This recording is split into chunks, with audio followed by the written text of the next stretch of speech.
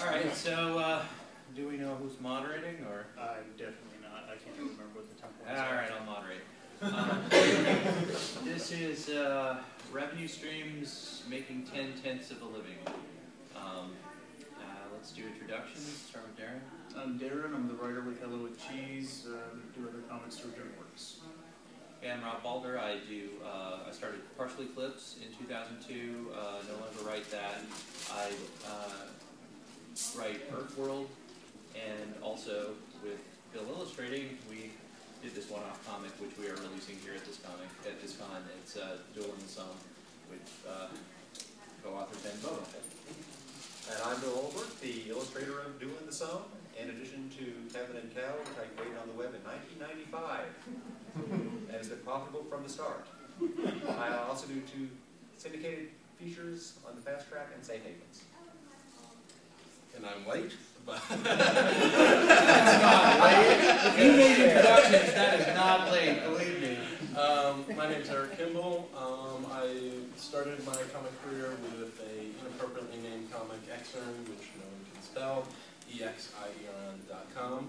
From the revenues from that, I've branched off into a couple of other comics, Dark Reflections, Blade Bunny, and I'm also the publisher of Knit Princess, which is a knitting comic, and have a couple more that are coming down the pipeline. All right, let us get to the personal situations of all the panelists to begin with in terms of, are we making a living right now? What is that mainly coming in through? Or if we're not making a living, how close are we? So let's go my right to. Let's see, with me, I am not making a living for myself, but I'm making a living for somebody else. And with one of my artists, we basically made the decision that I enjoy my full-time job, and it has a flexible enough schedule that, and it's me writing still, so I don't really see the need to quit my job as a writer to be a writer. So instead, because I'm able to do both at the same time, I'm working towards supporting my artist and getting him a full-time living as an artist. And that's working right now? That is working right okay. now, yes. So what is the breakdown in terms of what revenue streams make that happen? We are heavily ramping up merchandise, which it's, the artist situation is, I'm here as a guest with Brian Prindiville, who is not the current artist on Hello with Cheese, he's the original artist. The current artist is a guy named Obsidian Abnormal, which some people know from the Comic Commission, some people know from Extra Life Radio. He's now also doing Hello with Cheese, doesn't do Extra Life Radio anymore, but he still is commissioned, and it's been around 6 years. And he's kind of an idiot when it comes to merchandising and stuff, and so part of our arrangement for me to work with him as the artist on Cheese was he hired me at the same time I hired him, and I'm working for him as his marketing director for commission while we're sharing the comics for Cheese. Because he did 6 years and 1,500 pages and not a single damn book. When I heard that, like, my head just, like, exploded a little bit. He had 3 shirts, one of them was an okay design, and he had somebody else selling them for him, and he sold, like, 1 shirt a month without advertising it, just people would find it and buy it. And then, that was it for his merch rollout. So what is it now? What's the merch breakdown, and how has it moved, and how do you find buyers? Added some prints, we've added some posters, we've added 2 new shirt designs, and the book development line is coming out, and we're working on a statuette as well. Now, from the practical standpoint of doing merch, you are provisioning all your orders yourself, you are doing the capital layout to get the print runs done, and you are selling directly to your audience? Yes. Okay. Some of the capital does come through pre-orders, though, okay. So it's a shared risk between me and the audience, so it's not that hard. Okay. And what sells mostly for you?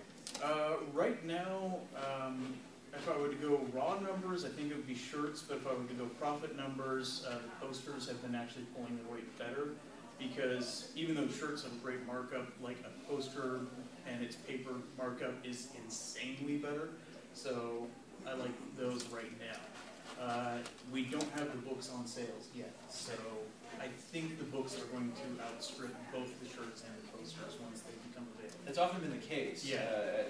In terms of people who are making a living that I'm aware of, the books tend to be the main piece of merchandise. You know, a lot of people don't realize that when you hook people with free content, then a large portion of them will buy the same content back from you in the form of books that they can have it in It's what initially drew them to you as a fan is the content that you would put in the book. You know, I make sure I put something extra in each book, like a little commentary here or there that's not available elsewhere, but for the most part, you almost put the exact same stuff up.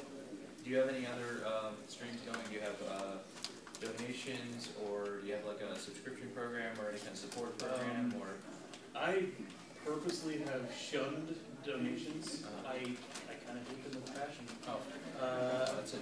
I know I was because I heard about your. We'll talk about it. We have a whole panel about that right after this one. Different opinions on that.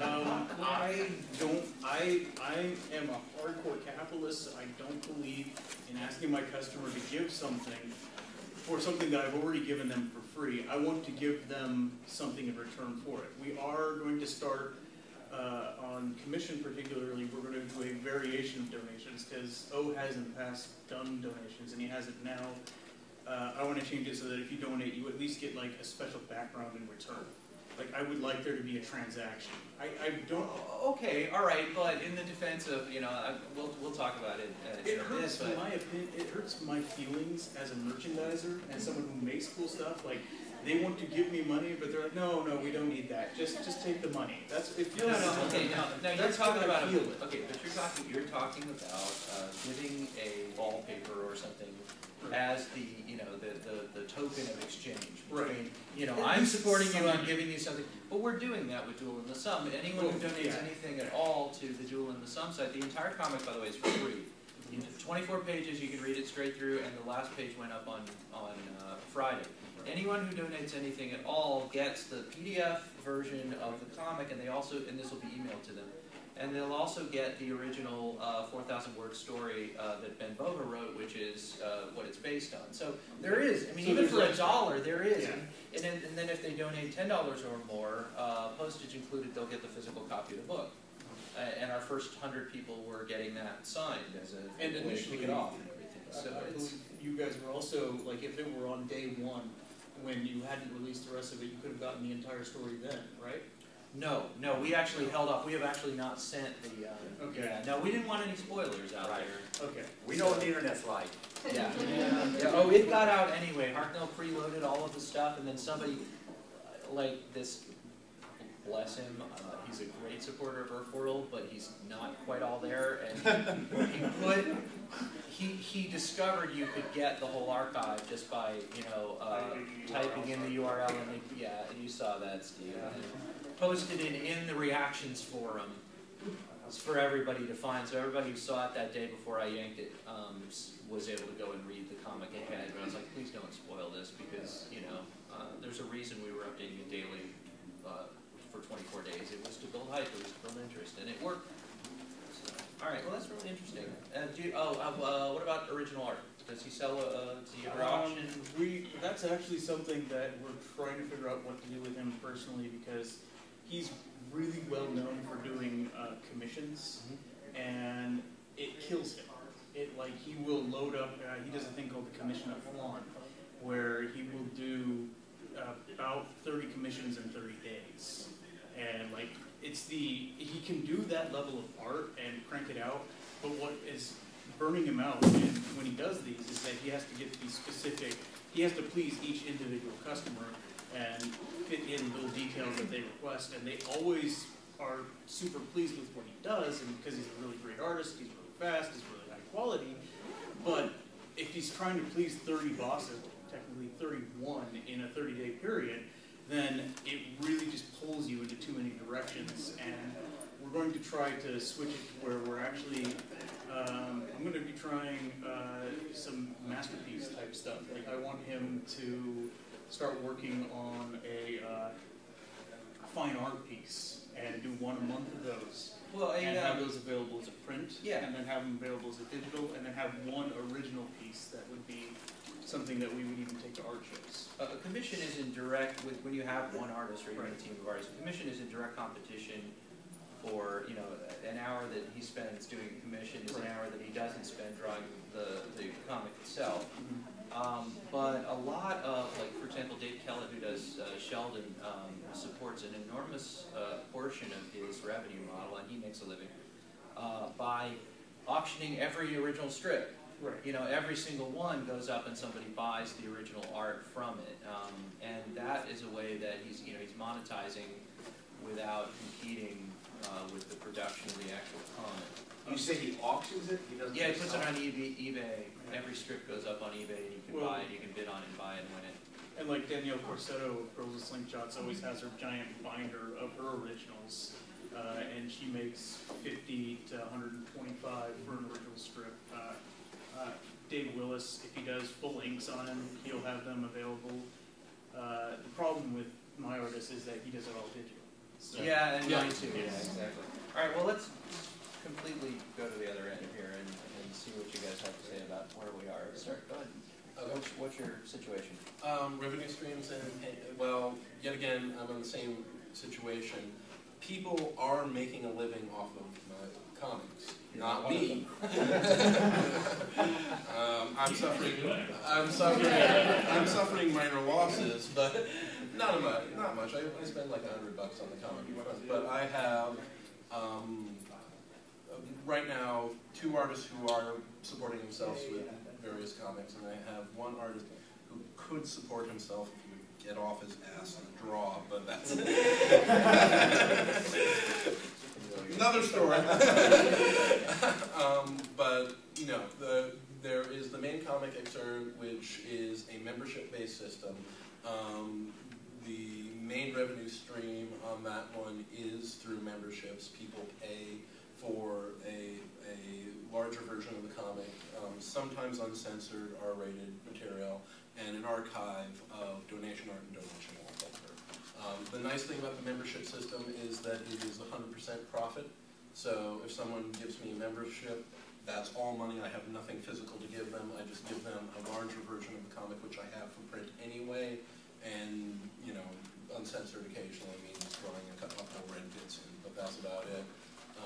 We'll cough up the numbers, all right? Okay. How much does it cost to have a membership, and how many members have you acquired? Memberships, currently the sweet spot is around $3 is what I've found. If you go below $3, $3 a month, $3 a year, $3 a month. If you buy a year, then it's $25, so you get a discount for buying larger amounts.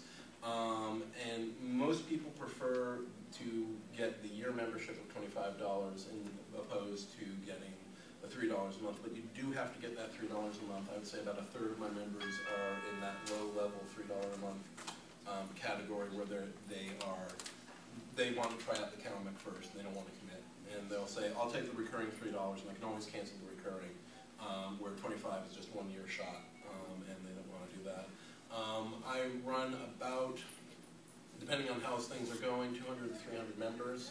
So if you do the math on that, it's around $1,000 a month profit off of the comic, which is not a huge income, but it is a reasonable income for an artist. Now, the downside of having an uncensored comic, of having an R-rated comic, is merchandise is a howling failure across the board. Books do not sell well.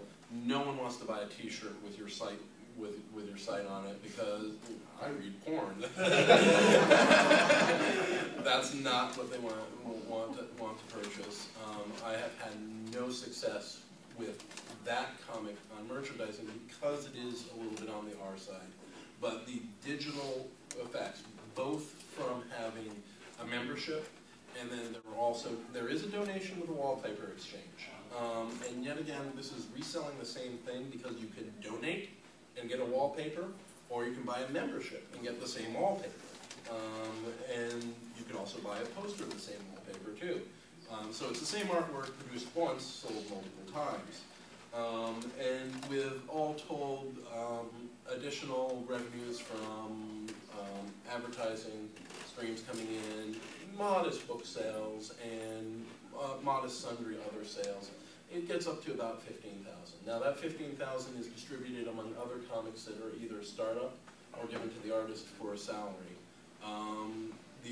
Now that's the primary comic. The other comic that we do have here at this con is Knit Princess, entirely different model. Yeah, that's not our Focused.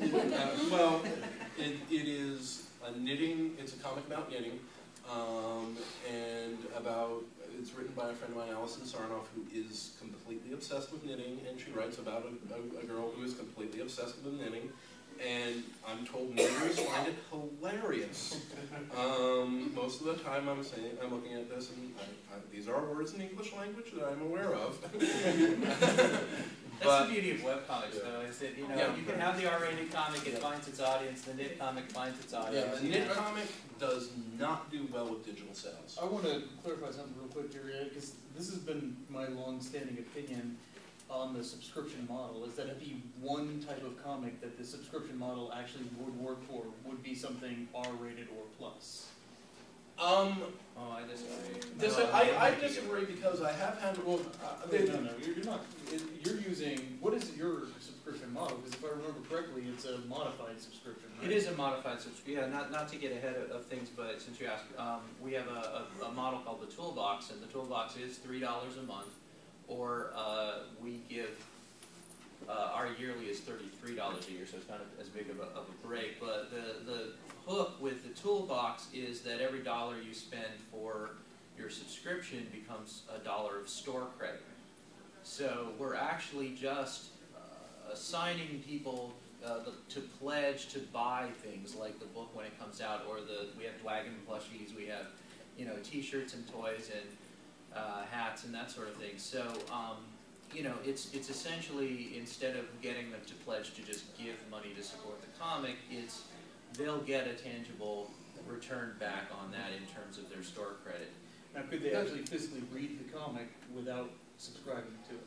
Yes, they can read the entire archives. They also get ad-free surfing when they're logged in, and they get a larger archive of the comics. So the bigger images are larger image. Archive. Yeah, a larger image. Yeah, the regular ones load at 900 pixels wide, versus the Toolbox members can load in and see 1200 pixels wide. So they also have a separate subscriber area where we throw in old scripts, or we throw in art we had to modify and throw out, or we had a little podcast, just junk in there that is of interest to really advanced Earth World fans. They get that bonus too, and their own forum too. In defense of the subscription model, it does not have to be R-rated, and I have made it work with non-R-rated material.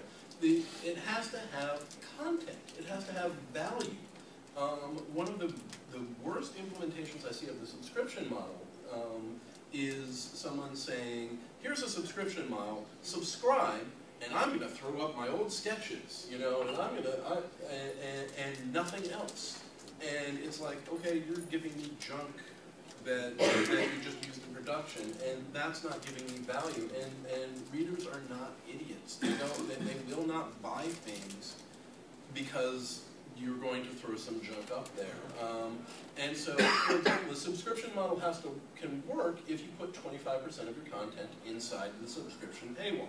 And what you have in the front end is the story, and that's all fine and good, and everyone can read and understand and get into your story without a problem. Behind the paywall, and it's, the ratio I found that works the best is 25%. And behind the paywall you have additional stories. You like this universe? Here's the story of some other character. And the subscription model was implemented before I had R-rated content, and it did work.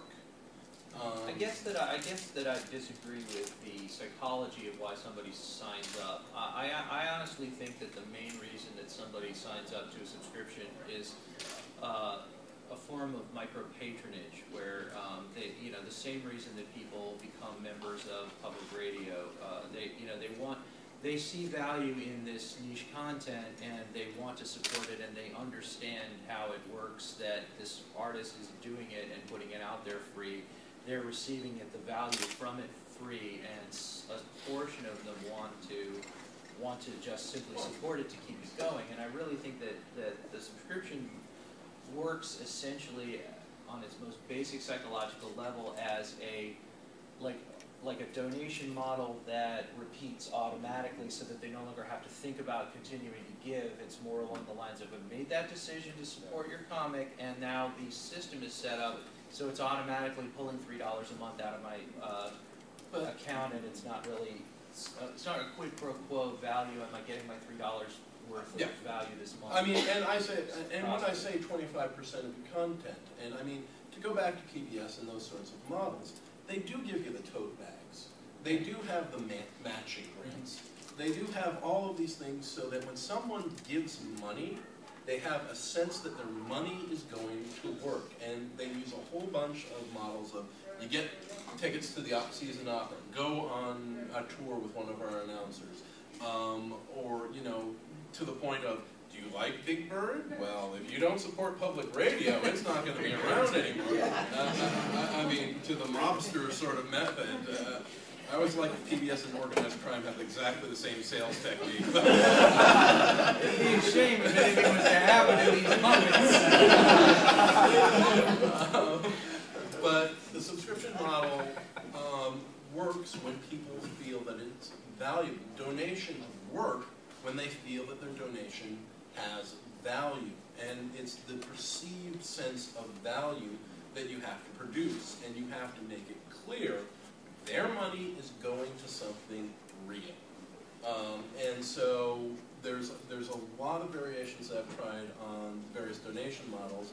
One of the most effective, in fact too effective I couldn't keep it up, but I have a variation on this, is either the pay-as-you-go donation model or I actually did try to choose your own adventure model for donations, where you've got the comic up there and you say, I need this amount of money to produce the next comic. And it actually works if you have an audience.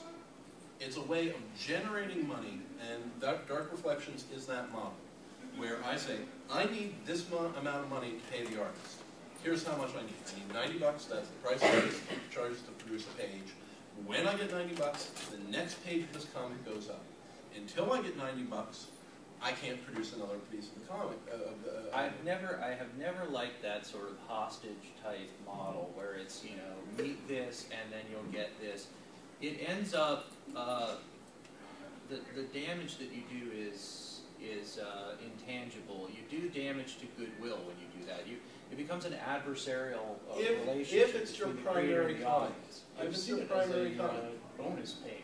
Yeah, like you're always going to get one on Tuesday and Goblins has Yeah. a threshold for bonus content only, but the main comic keeps rolling around. No, Yeah, this revenue stream only works if it's a secondary comic. Yeah. If it's your primary comic, you crash and burn. Right. Because your audience will not show up for you not producing content. And they will feel betrayed because they're invested in the story. Goblins, Sins, and my comic have all used this revenue stream of saying, here's my primary comic, oh, and off the side of this primary comic, here's a secondary comic. This secondary comic updates when I get a certain donation level. It has nothing to do with the main story. It's this new little thing written by the same artist and author. And you like my content? You have the power to produce more of it. And that... I said bonus page, I'm actually thinking of like Red String. They will do the regular storyline. They'll do 3 pages a week, but then if you pay that extra, they're doing 4 pages a week that week. That only works if you have never missed an update in your life. If you miss one update, if you have one filler page and you say, give me money for a bonus page, people are going to say, wait a minute, you owe us a page. All right, I feel like I'm not doing my job as a moderator because the person who said the least here probably has the most expertise on this subject. So Phil, it is your turn to wow us with all of these incredible things that... I started out with Kevin and Cal in September of 1995 and has just celebrated its 15th anniversary. Never missed an update.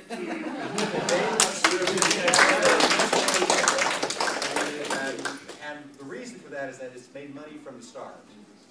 With a specific business model that has gone through several different business models over the years. How many people here remember CompuServe?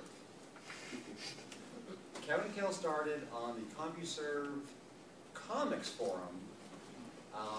and sold to other CompuServe forums for $5 a week by forum operators who wanted to give their readers content. And that worked for about a year and a half. Yeah, because it was driven by hourly. Yes. Like CompuServe knew what section of the site you were in, and they were charging you as an ISP money for an hour. You got a portion of that if you could hold their attention for that hour. You got a So there was hour. a reason these phone operators wanted to, as we now say, make their site sticky. So I gave them content. They gave me $5 a week, and it worked well for about a year and a half until CompuServe changed its model, and they soon crashed and burned. But by then, Plan 9 started up, and I started getting revenue from book sales. From the cross-gen spin-off that they had? What? A cross-gen comics Plan 9, or which one's that? Plan 9 Publishing. Plan 9 Publishing, okay. And banner advertising revenue started out slowly at the time, but by 2000 it was doing very well. So now I had a new business model, banner advertising and selling books. Then in 2001, banner advertising crashed. It crashed, burned. It was like falling off a cliff. So, and the book sales crashed and burned at the same time, because this was when the .com crash happened. So I basically went to my readers and said, for Kevin and Kel to keep on going, I need help from you, the readers. And I created the public broadcasting model. Set up several levels. At the first level, which is $20 a year, you get a subscription. The script's emailed to you every night at midnight for a year. And you get a nice little button that says Kel's Angels. I make a new button every year. At the $50 level, you get the subscription. Oh, I also get at the Kel's Angels level, you get the subscription, the button, and every year we have a patron social at Pittsburgh's Anthrocon in June or July, where you come and meet and see me. And we have a nice dinner together. At the $50 level, you get all that plus a special print that I do every year. I do a new one every year, some kind of parody. I've done the Kevin and Kel characters as the X-Men, as anime characters. I've done an MC Escher spoof. And this year I'm doing the Kevin and Kel cast, 25 characters, as other web cartoonists. as the web comics characters, I should say. I have Kevin as Bun from Sluggy Freelance, Kel as Florence from Free Fall, Linda Scarn as Agatha from Girl Genius. Oh, wow. I made to get everyone's permission first. I made sure to get everyone's to say yes where I could use their characters. So the $50 level, you get all that stuff and the print. At the $120 level, you get all that stuff plus a special badge that you can use as a con badge where I draw a caricature of your furry self. Because I do an all-animal cast, I draw you as an animal, species of your choice. At the at the $250 level, you get all that, plus your caricature on the back cover of the newest Kevin and Kel book, and an original strip of your choice. At the big $500 level, you get all that, plus you get to be in the strip as a character interacting with the Kevin and Kel cast. And I've got 15 people who do that. Spot them every year. Cameos do really well. Yeah. And it's, I mean, they do, say, when you go out and say, if you be a cameo character in the comic, there's a ton of people who sign up for that. The best models I've seen are literally auctions or competitions, because then you get people in bidding wars. Yeah. I'm going to be in the comic. No, I'm going to be in the comic. And those do really well. The problem is working them into the bloody story. That's the challenge. I have one patron who's been a patron since 2001, and she's Linda Sparn's academic advisor. And she's now kind of a regular member of the cast. The latest patron appearance was last Saturday. So you can go back and look it out. I mean, you can kind of tell when something's a patron appearance, because the person is much more detailed. I kind of try to get a real good likeness of them. So it's probably obvious, but I try to also make it funny for the rest of the audience, because I think it's also being fair to them. So it's a challenge to work them in. And I mean, don't you always run into the problem of a good story is about beating up on characters? Mm-hmm. A good way to treat your patrons is to not beat up on them in the Right. street. They are never the object of the humor. They're a participant, but they're not the object. I had one guy who got a guest appearance. One of my comments was requested that he died miserably. He wanted He's got that. And the sluggy. So I flew him up. Had those pieces of the file. So, all right, now in terms of advertising and other streams beside the direct support model. Right, the patrons support probably 2/3 of my income. The books do much of the rest, and again, advertising is just a fraction. The advertising's nice, but that's not going to support me. It's never going to support me. It's maybe about $100 a month. Really? Wow. I actually chose with cheese to not put any graphical ads on the site at all. I made that decision that I knew I was going to take that loss. You know, it could be 100, it could be more than that at times, but I decided to go with just, and I'm fully upfront with my audience with this, is that we do Amazon ads inside the blog posts where I'll just talk about, and I'm only going to recommend stuff that I already like. And I'll say, if you click this, go ahead, go buy it. And I also let them know that if you have something else that you want to buy from Amazon and you see that, click that link, then search from that Amazon page what you want to buy. It still counts as me having referred you to Amazon, even though you would have just gone to Amazon. Advertising only, I mean, honestly, at this point in time, I think if you're starting a comic, you should really consider not having advertising, because it really cleans up the site a lot, and it gives it a much nicer feel coming in there. I have advertising on my site. The only reason I have advertising on my site is I depend on advertising my own site. So I take the cruddy rates that advertising give, and then I give that cruddy amount of money to someone else to advertise on their site. Project Wonderful is very nice with that, but you never touch that advertising money because it's not worth it. Okay. It's not the revenue. All right, and this is where I actually have to say I'm the exception here, because at this point, I would say that about 40% of my revenue is from advertising, and where you're having $100 a month, I'm actually I'm waiting one of these days. I'm going to have a $100 day. We're using 4 different advertising companies in a cascade, none of which are Project Wonderful, because Project Wonderful is for advertising on. It is not for advertising with. We just spent $800 to advertise Duel through Project Wonderful, and I was paying, on that entire $800 across 3 different ad sizes, I would have to say I averaged about 9 cents per 1,000 impressions. So for my $800, I got millions and millions of impressions, and I got, you know, probably close to 10,000 individual clicks coming through. So it was worth bringing in, you know, 8,000, 9,000 and paying for that. But Project Wonderful, the issue with Project Wonderful and Google AdSense is that the ratio of ad dollars out there to publishers using them dilutes the value of the ad at any given publisher's site by a lot. So with Project Wonderful, it actually is quite effective to advertise on. It's just that if you are competing with the other sites there is just not that much money going into the pipeline that you're going to get a significant amount of it out of it if that's where you're selling it. Now, if you have high traffic and you need high traffic like we do, we have about 300,000 more bodies reading Earthworld.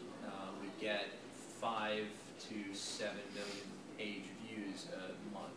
So we have a large inventory to sell, and we still can't get with the highest paying advertisers, but at that level you can get with more selective advertisers, where Pizza Hut goes to, like, one of ours is Burst Media, for example. Pizza Hut will go to Burst Media, and I always think it's funny because, like, you know, the diet companies will also go, and they'll be like, the skyscraper is Pizza Hut, and the leaderboard is, you know, lose weight now, and it's like, well, okay, you know, all right, but, you know, if you can get in with a selective, and you'll have to research it to find the kind of companies. I mean, we got rejected from Tribal Fusion when we applied. We got rejected from a few other places.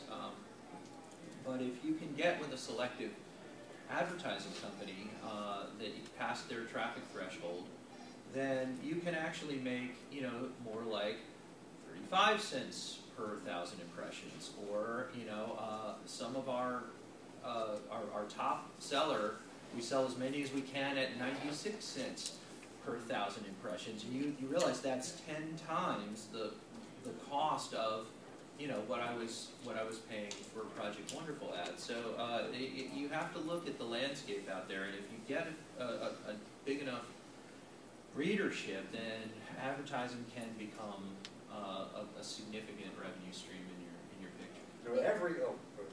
I mean, the one thing I want to point out about, research these ad companies, because I found a good ad company that paid really well, and I put it on my site, and then people were getting viruses on their computers. And then there were pop-ups running in front of my comic that I couldn't get rid of. And so sometimes if an advertiser is offering a really good deal, there's a cost to that really good deal. And you know, it was one of those things I had to pull the ads because it was a good revenue stream, but man, I lost so many viewers from having those pop. I mean, well, we had that happen a couple of. I mean, you can insert malicious code into the script of an ad, and if you're with a reputable company, then they'll catch that. It's not the company itself doing that. So yeah, do your research in terms of who you sign on board with. It has to be a company that is established, that has a reputation, and will do the work to censor their advertisers. Project Wonderful, or like selling directly the way you do with the, you know, the daily. You have the daily sponsor, $5. Right. Yeah, you'll put your link under the comic. Right. Right. I mean, With that's the message. friendlier. It's nicer than putting Pizza Hut and Atkins or whatever. Yeah. Every strip of Kevin and Kel has a daily sponsor, which I give to the readers. For $5, you can put your name in your message, usually a birthday message, an anniversary greeting, something like that. Just something innocuous, but you get your name up there right below the script. You know, every webcomic is different, has a different audience. So the revenue is going to come from different sources. And it's just going to be through trial and error that you find out what's going to work best for you. It's very true, and for your audience, yeah. Yeah. All right, we have about 20 minutes left. I think we should probably open the floor to questions. What were the 10 points we were supposed to hit? What? Oh, I think I listed 10 revenue streams. Yeah, there were things like using it to springboard other projects and stuff. You know, where it's like, for example, Order the Stick, where Earthworld started and ran during all of Book 1 ran on Giant in the Playground, giantitp.com. That was Rich Burlew's game company. He wanted to create the next Wizards of the Coast, and in order to attract Dungeons & Dragons players to his site, he created a stick figure Dungeons & Dragons comic in whatever, 2003 or something, and it took over the site, and it was so popular and brought in so much traffic. They were all there for the comic. They didn't give a crap about the games. And, you know, it's like, okay, well, I could make a huge living selling thousands of books of this comic, and, you know, and I like it, I enjoy it, I dig it. So he, you know, he became a webcomics creator using his webcomic as a loss leader, as a, you know, a honeypot. So you never know what you can do in terms of springboarding your audience. Now, this is really interesting because what we found this week with Duel in the Sum, or this month, is that I thought, okay, if I have 300,000 readers at Earthworld, I can surely, at least on a side project, move, say, 50, 80, 90% of those people over there. I swear I can see the stats side by side. It's not like people aren't coming to Earthworld, but even with a giant, it's here, link right at the top above the comic, and it's in the RSS feed, there's news and everything. We have 30,000 people visiting Duel, and you know, it's like, I don't know how to move them over. I would, if anyone has any more ideas what I can do to get my audience to be my audience, I don't know. I can't move people from Exern looking at transgender barbarians to knit princess. I can put a link between the two. They're not going to go. Maybe if you started offering knit cod pieces or something.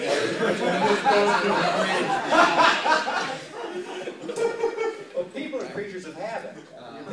They will often look at your site and they will see the comic, and everything else around it is this blurry thing that they don't want to see.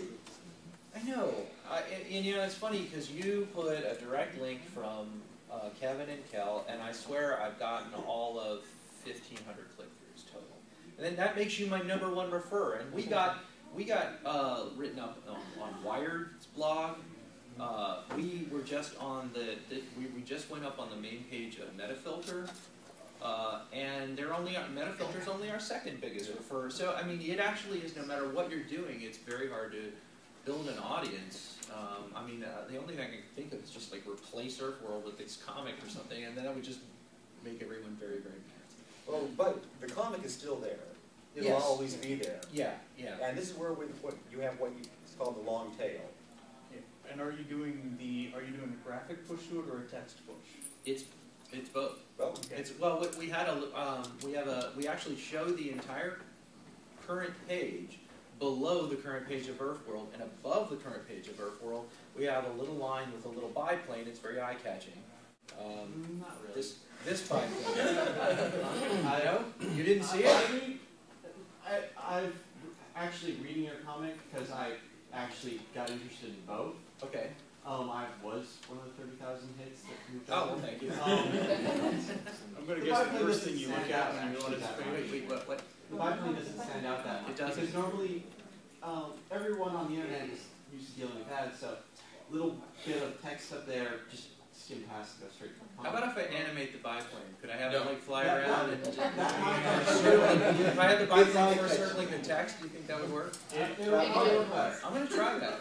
Seriously? Okay. If you put the whole page on your comic already, why would people go through your That's exactly site? what I'm thinking. Yeah, how do you know how many people were You're not reading both teasing of them. them when they're both on You're the same giving it to them page? already. I'm usually just reading Earthworld personally. Maybe, but I mean, clicking the page goes to the comic and stuff. So, all right, maybe that's the problem. I wanted to raise awareness of it. I wanted to get people following it so that at the end that they would click and donate or whatever.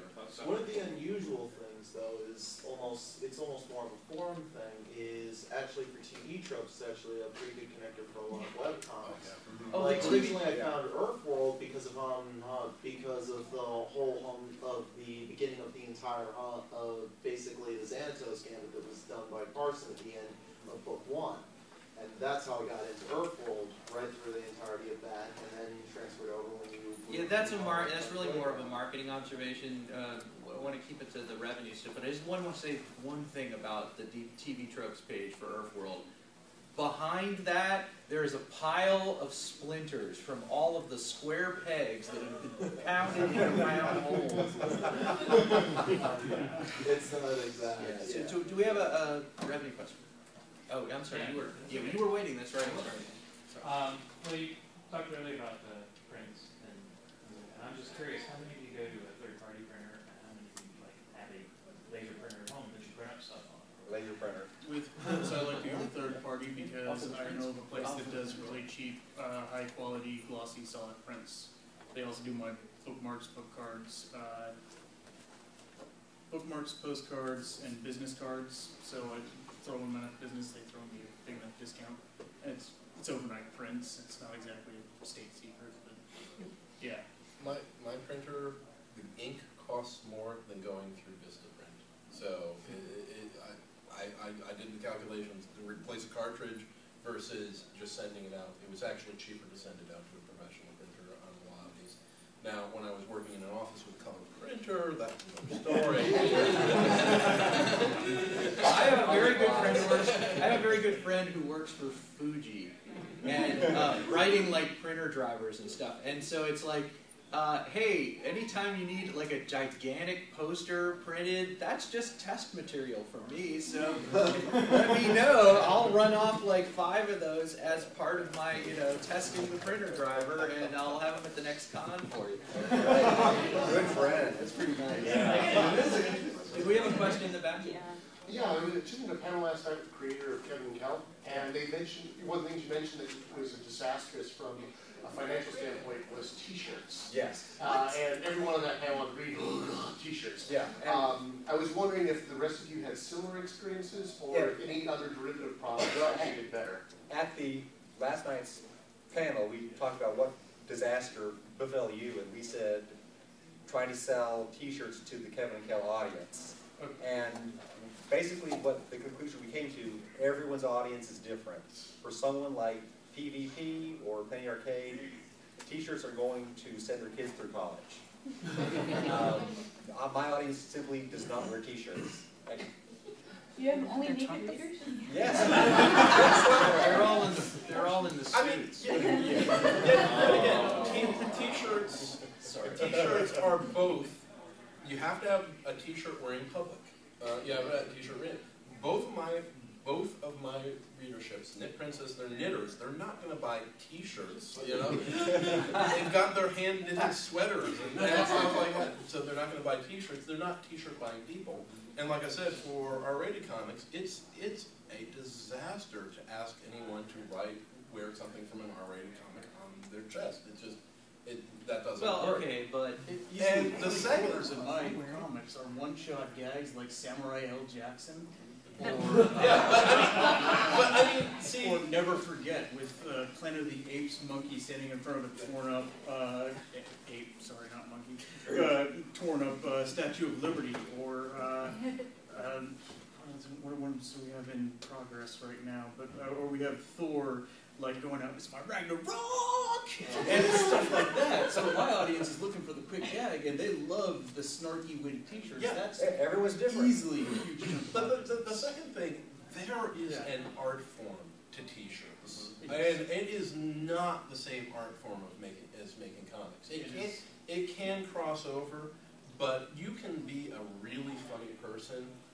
But if you're not that instant reaction funny person, all of my jokes, I have to tell a long story, and then at the end I get to the punchline. That's not a T-shirt. One day I was going down to get some milk from the store. It's not even the joke, it's also the art itself has to be able to translate well. Like, I get that a lot where I get people to look at it and say, dude, this has to be a T-shirt.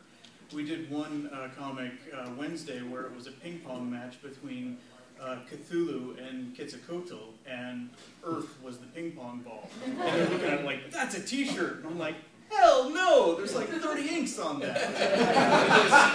Well, a lot of times, like, some of our successes have been with shirts like that one, which Steve is wearing. It just says, "I think, therefore I win."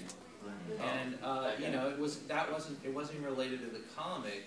It was something that I said in I Am with Richboro, actually, and we were like T-shirt, and I was like, okay, all right, well, let's try that out. And it's a one color, and it's not related, but you have an audience that to which which resonates with that kind of humor. So if you want to make a shirt that isn't directly related to the comic that your audience can relate to, then those tend to sell a whole lot better than anything that says your comic or has your comic's character or whatever on there. Yeah. That tends to be actually a killer. I've never done the logo shirt. I've never done the full cast of characters shirt. Those are just terrible. Yeah. It doesn't matter how much. Unless the name of your comic is Penny Arcade. No, do not put a logo. Yeah, even then they find though if you ask at the highest traffic comics, the most recognizable character comics, you've got they'll tell you if it says Control-Alt-Delete or has Control-Alt-Delete characters on it, it's not going to sell as well as a random video game joke sold on the the Control-Alt-Delete store or the whatever he's using. But well, it's even like DC Comics. They right now have the Green Lanterns and the Orange Lanterns, Red Lanterns. You see those shirts everywhere. What you don't see is Hal Jordan going, "Hey," like that. There has to be a style to it. Yeah, that's true. I mean, yes, you do see that shirt, but it's on that guy. And 5 minutes at this point. People don't want to be Hal Jordan. They want to be their own lantern. True. Yeah, right. But it's also a very stylized design. Yeah. Do we have? We're getting close to final kind of questions. We've got about 5 minutes to go. Do we have? Yep. My question's maybe a little off the side, but it deals with this. I'm not actually yet into the web comic creation phase. My website actually deals mostly with video production and things like that. And one main reason why I'm coming to this convention is you guys obviously make money off of what you do, and I love what I do. But I've been running my website for 5 years, and I'm not making any money off of it because I don't even know what the process is. So just coming in here has been really informative, and I want to thank you guys for that. Oh, sure. A lot. The idea with merchandising and things like that, how do you think that would translate from your webcomic models maybe into like a video production model? Like I have 40 videos, I've got a lot of stock characters. You know, it's petering out because a lot of this old stuff that I just made for fun, but now I'm starting to actually trying to come up with more consistent characters and things like that. Well, you have very specialized content, and you have a very small audience, potential audience, which is going to see a lot of value in the given content that you have. I hate to say this, but the model that you would want to follow would be something close to like a fetish porn site. Seriously, there's only somebody who is really into being tied up with tube socks or something, right?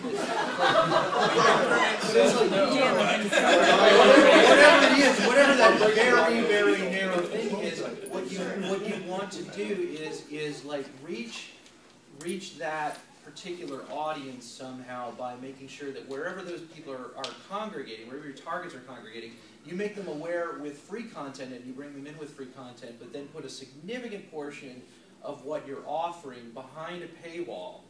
So because if they like what they're getting, the portion that they're getting for free, and it has professional value, especially if it's something like that where they can write it off as a business expense and that kind of thing, you'd be able to say, hey, there's all this great other stuff. If you like these demos, hey, we've got brand new stuff, and you just keep hitting on the main page. You keep saying, what's behind the paywall, what's behind the paywall, what's behind the paywall. Just keep hitting them that and then give them a kind of like a subscription option where they can open up access for a period of time that renews. So once they pull the trigger on making the decision that they're going to seek the value that you're putting behind the paywall, then it becomes an automatic process to them, and you're building an audience that goes and pays you, that portion of your audience that pays you. I go with a plan B for you real quick. Product placement.